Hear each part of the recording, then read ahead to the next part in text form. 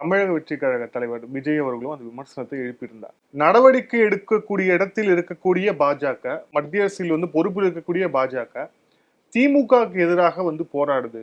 நடவடிக்கை எடுக்கக்கூடிய இடத்துல இருக்கிற நீங்க நினைச்சா கைது செய்ய முடியும், சார்ஜ் ஷீட் போட முடியும், உடனே போட முடியும், கைது செய்ய முடியும், நடவடிக்கை எடுக்க முடியும், அதை ஒரு என் பாயிண்ட் கொண்டு வர முடியும்.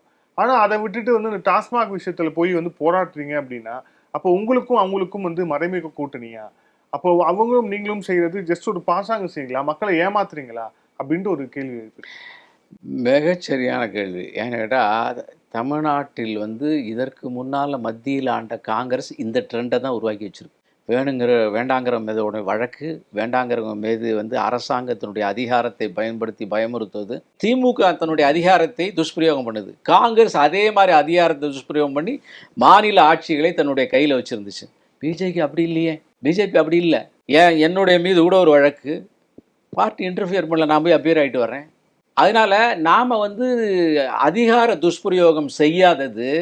ஈடிக்கு ஒரு கோர்ட்டில் ஒரு ஜட்ஜு ஹைகோர்ட் ஜட்ஜு சொல்கிறாரு, காங்கிரஸ் ஆட்சியில் சொல்ல முடியுமா? நான் உடனே ஜட்ஜுகளை எல்லாம் அவமானப்படுத்தி விட்டேன் அல்ல. அன்னைக்கு அப்படி இருந்து ட்ரெண்டு.